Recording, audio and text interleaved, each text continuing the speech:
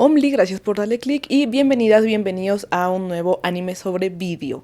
Hoy en la lista de Revisitando Animes y los 250 mejores animes según Letterboxd, puesto número 115, Kimetsu no Yaiba.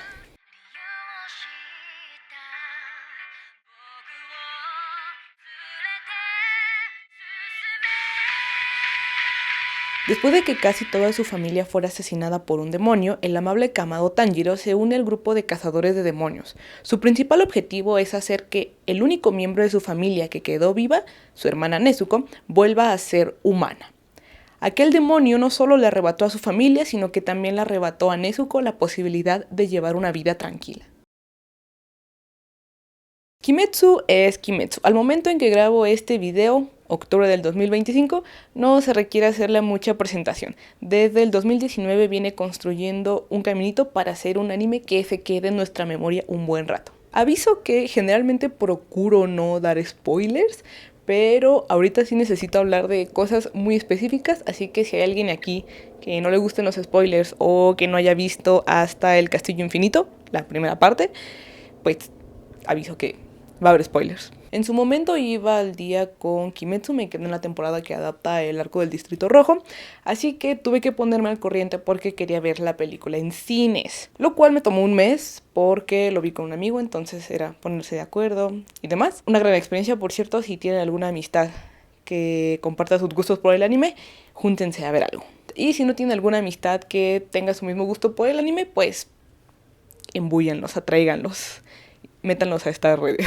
Kimetsu está en dos de las listas que guían este canal, en la lista de Revisitando Animes y en la lista de las 250 mejores miniseries según Letterboxd, que es una lista recopilada por nuestro buen amigo Jumpy.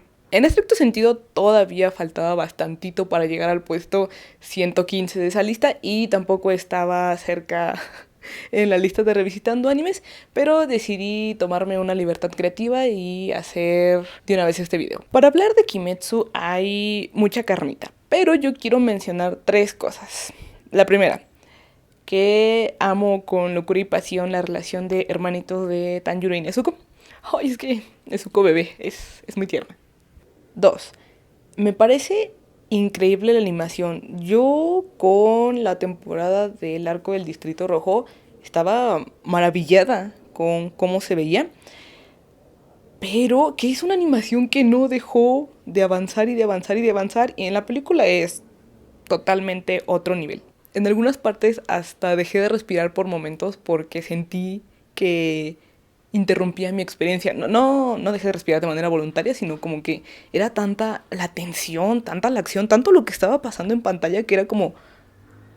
O sea, se me olvidaba respirar, si eso tiene algo de sentido. Así que muchas gracias por tanto, Ufotable, y muchas gracias por llevarla al cine. Sí creo que la pantalla de un celular o de una tablet, incluso una laptop, tal vez un televisor, no le hacen justicia a lo que tiene la película. O sea, ver la película en una pantallota es otra experiencia. Y aparte con unas bocinotas, o sea, fue hermoso, precioso. Tercer punto, y el que va a ser el pilar,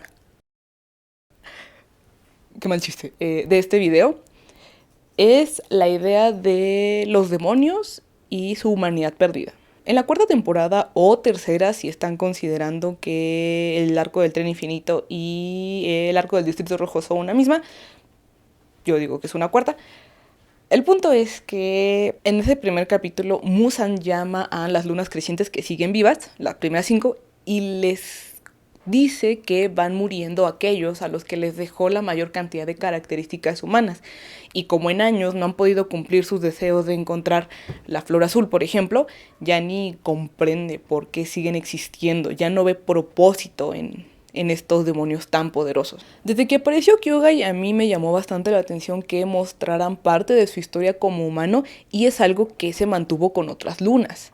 Hasta la película del Castillo Infinito, las lunas inferiores y las lunas superiores que conocemos y que han sido derrotadas son... En la temporada 1 aparece Kyogai, que ya no es una luna, pero tenía el puesto de la sexta luna inferior. Vamos a considerarlo para defender una idea. También está Rui, la quinta luna inferior. Luego en la temporada 2 o película, lo que hayan visto, aparece Emnu, que es la luna inferior primera. En la temporada 3, el arco del Distrito Rojo, aparece Daki y Gyotaro, que eran la sexta luna superior. En la temporada 4 aparece Hantengu, la superior cuarta, y aparece Gyoko, la quinta luna superior. En la quinta temporada ninguna luna es derrotada. Sí aparecen, solamente que ahorita me interesa las que aparecen y son derrotadas. Luego en la película del Castillo Infinito aparece Kaigaku, que sustituye a Daki y Gyotaro en el puesto de la sexta luna superior. Y también aparece Akasa, que es la tercera luna superior. Y yo sé que Akasa aparece desde el Tren Infinito, pero es en este momento en que es derrotado. También yo sé que para este punto han aparecido otras lunas, pero hay algunas de las que ni siquiera se nos dice suficiente información, o sea, de plano como que aparecen y ya. Por ejemplo, las lunas inferiores, que aparecen nada más para que Musan les dé cuellito. O por ejemplo está el caso de Doma, que en su momento hablaremos de él porque tengo varias cosas que decir de él, pero de él lo que sabemos es que sus papás tenían un templo. Él físicamente era agraciado, tenía un aspecto atractivo y o sea, no atractivo de guapo, sino que llamaba la atención, un aspecto diferente. El tema con él es que pues se consideraba alguien especial, entonces fungió como símbolo de este templo y representante también de una secta. Entonces varios adultos se le acercaban a contarle sus penas. Y él, a pesar de ser un infante, pues escuchaba estas penas. Sin embargo, de eso que se nos cuenta no me parece suficiente como para profundizar en su lado como humano, y tampoco me parece suficiente como para tener cierta simpatía, como el caso de Daki Gyotaro. Y la idea pilar de este anime, ya, es la última vez que hago ese chiste. La idea central de este video, esto no es un anime, video.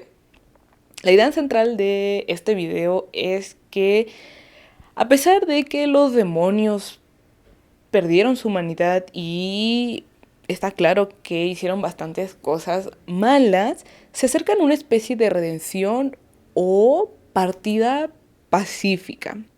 Pero es una redención o despedida que solamente se les puede dar una vez que mueren y después de que recuerdan su pasado como humanos. Por lo que dice Musan en el primer capítulo de la aldea de los herreros, esto de las características humanas parecería solo aplicar a las lunas superiores, porque son las únicas que son convocadas, igual ya son las únicas que quedan.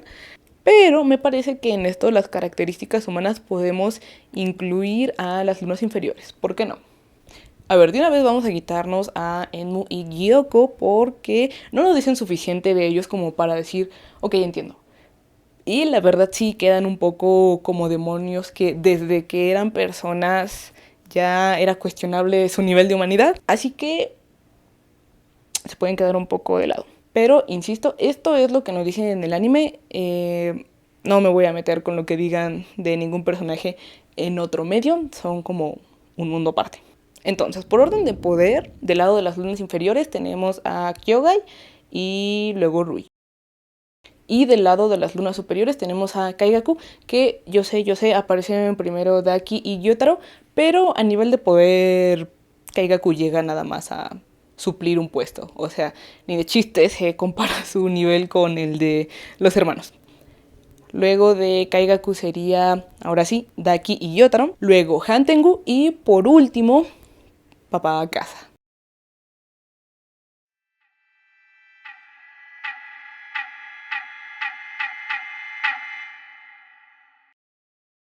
Era la sexta luna inferior hasta que Musan le revocó esa posición porque él ya no podía comer más humanos, y como el poder de los demonios depende de la cantidad de humanos que hayan comido, si dejan de consumir se quedan estancados y mientras tanto otros pueden avanzar. No se nos dice el nombre de Kyogai, pero lo que sí sabemos es que cuando era humano escribía y quería hacerlo de manera profesional, sin embargo varias veces sus obras fueron rechazadas. Creo que si hay algo que se mantiene en Kyogai, en tanto humano y como demonio, es que quería ser reconocido Como humano quería que sus obras fueran reconocidas y como demonio quería obtener un reconocimiento y valoración de Muzan. Por eso se empeñaba tanto en recuperar su posición como Luna y lo quería rápido. No por nada estaba buscando a un humano con sangre especial que equivaldría a comer 50 o 100 humanos. Creo que no tenemos suficientes antecedentes de él y su muerte no implica una redención como tal, pensando en que una redención implica arrepentirse o un sacrificio o hacer un acto proporcional, en este caso, al mal que hizo como demonio. Proporcional entre comillas porque ¿qué sería proporcional a comer humanos? Pero lo que sí creo que tiene es una partida pacífica y que solo la obtiene por el reconocimiento que hace Tanjiro a su técnica demoníaca. Y ojito que la aprobación de Tanjiro no era algo que buscara activamente porque no tiene algo que ver con sus escritos, aunque Tanjiro sí los respeta, y tampoco tiene que ver con la aprobación de Muzan. Sin embargo, creo que ese reconocimiento le resultó suficiente para poder dejar un poco de lado su obsesión y morir en paz. Entonces quizá lo que quería Kyogai solamente era aprobación en general y que dependiendo del momento de su vida en el que se encontraba, esa aprobación se iba enfocando en una cosa diferente. Primero en sus obras como escritor, luego en su posición como Luna y finalmente en Tanjiro. Aunque insisto, esta no es como que la estuviera buscando un tiempo, sino que apareció y Kyogai dijo: lo tomo. Y aunque en su caso creo que no hay redención ni suficiente historia como humano, me pareció importante incluirlo como parte de los demonios con más características humanas porque es el primero del que nos muestran algo como humano. Lo que nos recuerda precisamente eso, que los demonios antes de ser esa entidad malvada fueron humanos. Incluso el mismísimo Muzan.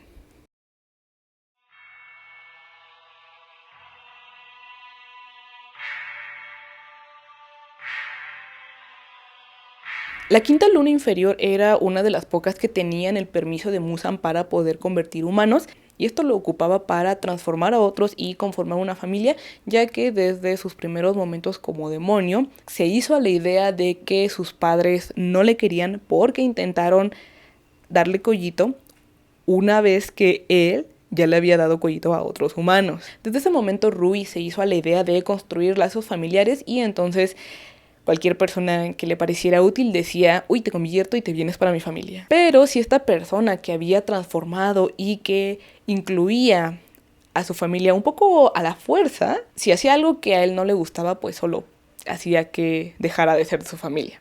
Así que todos los lazos que construyó estaban basados en el miedo y el control antes que en una adoración genuina por Rui. Y no me refiero a adoración en un sentido de deidades o religioso, sino adoración como un afecto honesto, como de verdad te quiero, de verdad me preocupo por ti, como si es el caso de Nezuko y Tanjiro. Ahora, como en el caso de Kyogai, Rui no se arrepiente de sus actos, ni intenta reparar todo el mal que hizo como demonio, y tampoco hace un acto heroico o un acto enfocado en un bien mayor, que son tres formas en las que podemos encontrar la redención. Fuentes: mis tres cabras que se fueron al monte y un expreso. Y a ver, una cosa es que Rui comprenda y reconozca que interpretó mal el que sus papás hayan intentado darle cuellito, que no fue porque no lo quisieran, sino porque fue la única manera que sus papás alcanzaron a concebir como para liberar a su hijo de ser un demonio, porque para ellos era como pues algo malo que implicaba sufrimiento, no solo para él, sino también para otras personas. Pero ¿eso es un arrepentimiento como tal? Yo diría que no. Y entonces tampoco podemos hablar de que Rui tenga una redención completa. Más bien creo que es similar a Kyogai, lo que tiene es una muerte pacífica. No por cómo murió, no hay manera de que eso sea pacífico, sino más bien porque recordó su pasado, lo reinterpretó y lo aceptó.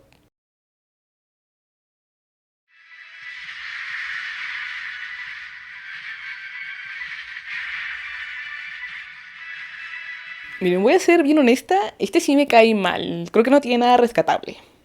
Perdón, es que me acordé de cosas del Castillo Infinito. Kaigaku era discípulo junto con Zenitsu del abuelo Gigoro, quien les enseñó la respiración del trueno, que tenía solo 6 posturas. El abuelo, el Chichan, es que me da mucha ternura como le dice Zenitsu. El abuelo tenía la intención de que estos dos fueran sus sucesores, pero era una idea que Kaigaku rechazaba, porque consideraba que Zenitsu no estaba a su nivel y él tenía un gran rechazo por los débiles. Creía que Zenitsu no estaba a su nivel porque solo podía ejecutar la primera postura, mientras que él era más diestro con la respiración del trueno. Pero no fue la primera postura, ¿verdad? Se transformó en demonio en alguna misión que le encargaron. Ahí se encontró a Kobushiro y él le ofreció la sangre de Muzan. Esta cosa no tiene redención ni de chiste. Era ambicioso, orgulloso y terminó tomando la vía fácil para volverse poderoso. Y tanto como humano como demonio seguía teniendo un desdén por los que consideraba más débiles que él. Pero no fuera la primera postura, ¿verdad? Ya. Perdón, es que me da rabia. Creo que poco más se puede decir de Kaigaku. Ahora sí se vienen los pesos pesados.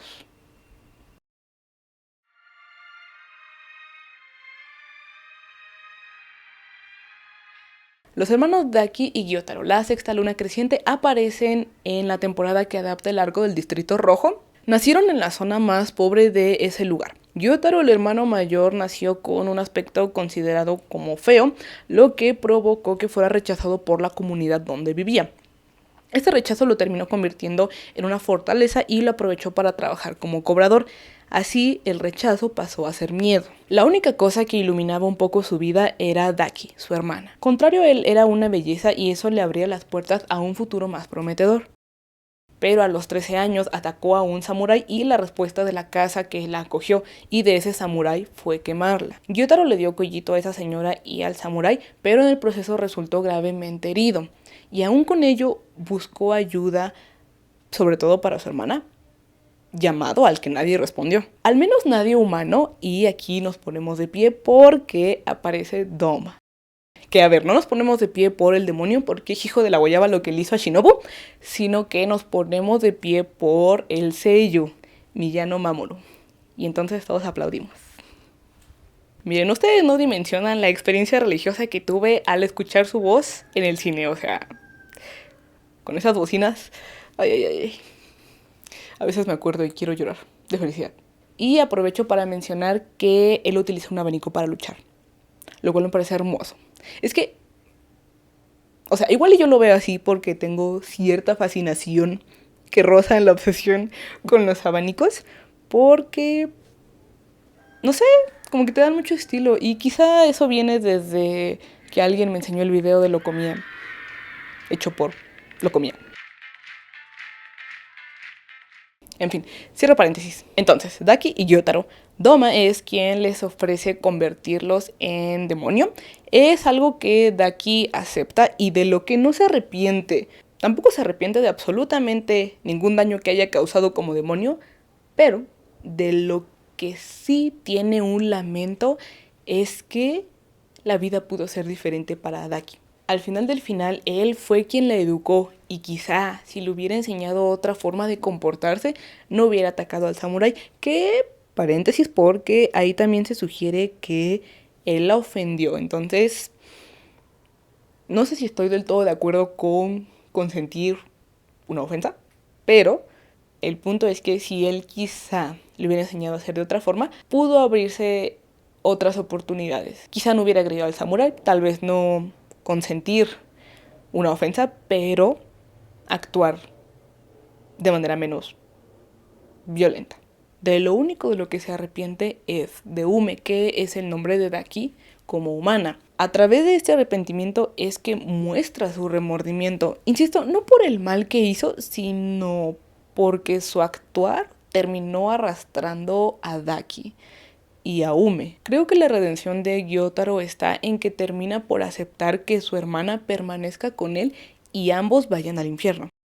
Eso termina por convertirse en un sacrificio, el sacrificio de que ni después de muerta su hermana podrá ir a algún lugar donde se perdonen los pecados. Y aunque en su destino final ninguno de ellos va a recibir el perdón, sí se pueden ir pacíficamente, porque donde sea que estén, a donde sea que vayan, por más oscuro que esté, se van a seguir haciendo compañía. Y no sé si se podría hablar de una redención de Daki, porque en el caso de ella siento que se queda muy como que fue arrastrada por Gyotaro, tanto como humana como demonio, y entonces no es que actuara con maldad en primera instancia, sino que era la forma que conocía de comportarse. Quizá por eso a ella sí se le presenta la oportunidad de ir al lado contrario al que debería ir Gyotaro. Pero quién sabe, igual si era medio groserilla como demonio, y yo creo que tantos años como para no ser consciente de que comer humanos estaba mal o de que sembrar el miedo estaba mal, no sé, yo creo que tuvo tiempo para reflexionar. Pero bueno, lo dejo sobre la mesa.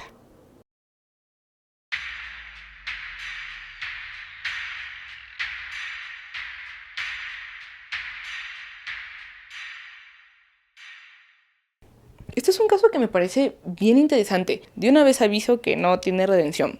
Ni se arrepiente de nada, ni hace un sacrificio, ni nada por el estilo. Y peor tantito, ni siquiera se puede marchar pacíficamente. Me parece interesante porque apenas si se le dan unos minutos para presentar su historia como humano, pero ese tiempo resulta suficiente para ver cómo un rasgo característico de humano se transformó en un rasgo característico como demonio, cosa que también pasa con otros demonios. Por ejemplo, ahí está el caso de Gyotaro, que su arma son hoces, y cuando era niño tenía una hoz como juguete. Igual está muy interesante hablar de cómo los poderes de los demonios o su diseño refleja sus rasgos humanos, pero ese no es el tema de este video. Solo que en el caso de Han Tengu me llama mucho la atención su poder como demonio. Como humano, Han Tengu se hacía pasar por ciego, robaba y asesinaba, pero nunca reconocía que había hecho algo malo, sino que, por ejemplo, afirmaba que sus manos tenían voluntad propia. Y ese rasgo de no aceptar sus acciones se traslada a su poder como luna.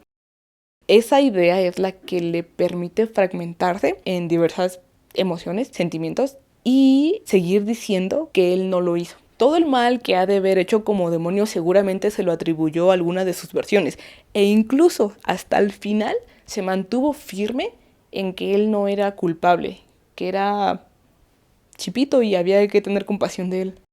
Al final del final, y contrario a Kyogai, Rui, Daki y Gyotaro, aunque podemos poner un asterisco ahí, a Han Tengu desde que era humano se le ve como alguien perdón, se le ve como alguien bastante cuestionable, y pareciera ser que convertirse en demonio es solamente una extensión de su lado más malévolo como humano.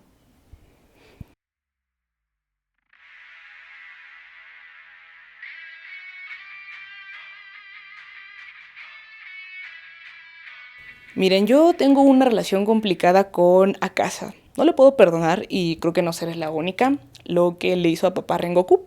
Todavía me acuerdo y quiero llorar. Pero reconozco que desde que le vi por primera vez, me pareció el demonio más cool. Por su estilo de pelea, por su personalidad y por su diseño. Ay, que por cierto, yo estaba flipando cuando explicaron que a los ladrones se les marcaban los brazos. Fue como de, claro, por eso Akasa se ve así. Wow, pero ajá, sigo. Hasta el momento es el último demonio del que conocemos su historia, y es la historia que más ha tenido profundidad. Cuando era humano se llamaba Hakuji, solía robar para poder costear las medicinas de su papá, quien al enterarse que obtenía el dinero decidió darse cuellito para dejar de ser una carga. Luego fue desterrado de su pueblo y mientras andaba por la vida peleándose con cualquier cosa que se moviera, conoció a Keizo, quien dirigía un dojo y tenía a su hija Koyuki, que estaba gravemente enferma. Keizo le dio un hogar a Hakuji, no pensando en que le dio techo y comida, que sí, sino que también lo integró a su familia, le enseñó artes marciales y le dio algo en qué concentrarse: cuidar de Koyuki. Estos jóvenes se enamoraron, tenían la bendición de Keizo e iban a heredar el dojo. Pero el día en que Hakuji visitó la tumba de su padre, Keizo y su futura esposa fueron asesinados por los del dojo vecino, que envenenaron un pozo. Su respuesta fue vengarse, y en un duelo de 67 contra 1, ganó. Muzan encontró a Hakuji porque andaba pululando por ahí el rumor de que un demonio asesinó a 67 personas, y dijo Muzan, ah caray, yo no he dejado ninguno por aquí. Fue a buscar ese tal demonio y lo que encontró fue a un ser consumido por el rencor y le ofreció su sangre. Desde que Akaza robaba dinero para comprar las medicinas de su papá hasta la pelea que tiene con Tanjiro y Tomioka, la idea que él perseguía era ser el más fuerte, porque ser el más fuerte le iba a permitir robar carteras, porque ser más fuerte le iba a permitir cuidar y proteger a los que más quería, y porque ser más fuerte le iba a permitir ser la luna más poderosa. Sin embargo, como demonio era actuar un poco en piloto automático. Solo se trataba de ser más fuerte, pero sin un motivo que realmente tuviera peso para él. Sí, ser la luna más fuerte, pero una vez que recuerda su vida como humano es como... ¿y eso para qué o qué? En ese momento se cuestiona de qué le sirve ser tan fuerte si ya no están los seres a los que ama y a quienes quería proteger y por quienes se quería volver fuerte. También algo que pasa con Akaza es que es capaz de reconocer la fortaleza de otras personas. Entonces, cuando le cortan la cabeza, acepta que perdió ante Tanjiro y Tomioka. En ese momento decide dejar de mantenerse vivo, no solamente porque perdió, sino porque recordó que no tiene una motivación con suficiente peso para ser el más fuerte. Hasta el momento creo que Akaza es el que tiene la redención más completa porque reconoce que como demonio hizo mal. No que explícitamente diga cuánto mal hice, sino que reconoce que no tuvo un sentido. Además, aunque quizá no podríamos llamarlo acto heroico, sí me parece que tiene mucho peso el hecho de que decida autodestruirse y con ello otorgarle la victoria a Tanjiro y Tomioka. Además reconoce que si no fuera por su condición de demonio que le permite regenerarse incluso después de que le cortaran la cabeza, no podría seguirles el ritmo a Tanjiro y Tomioka. Finalmente Akaza es recibido por el recuerdo de Koyuki, que era lo único que necesitaba para poder morir en paz.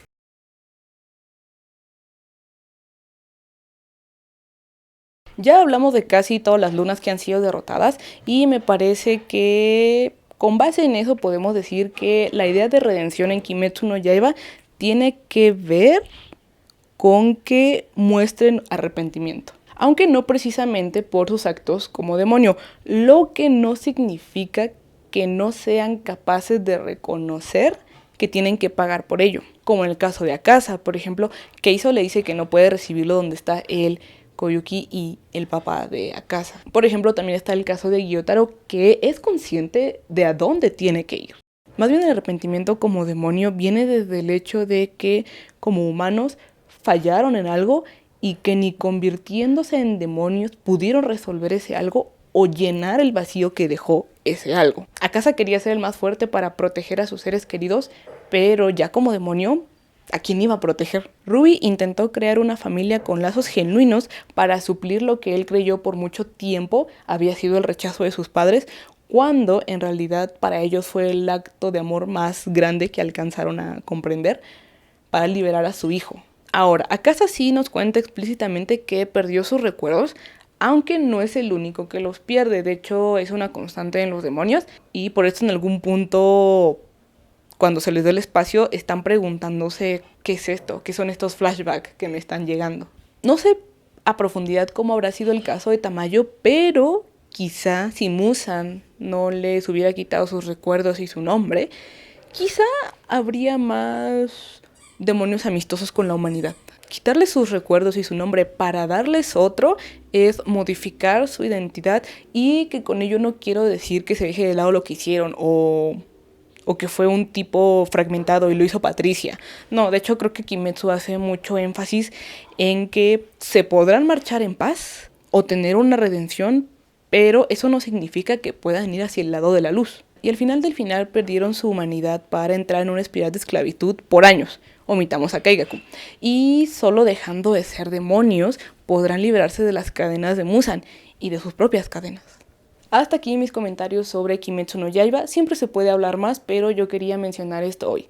Espero que este video haya sido de su interés o cuando menos les haya acompañado mientras hacían otras actividades. Muchísimas gracias por ver. Nos sintonizamos en un siguiente anime sobre video. Mientras tanto, sean felices, tomen agua y órale, bye.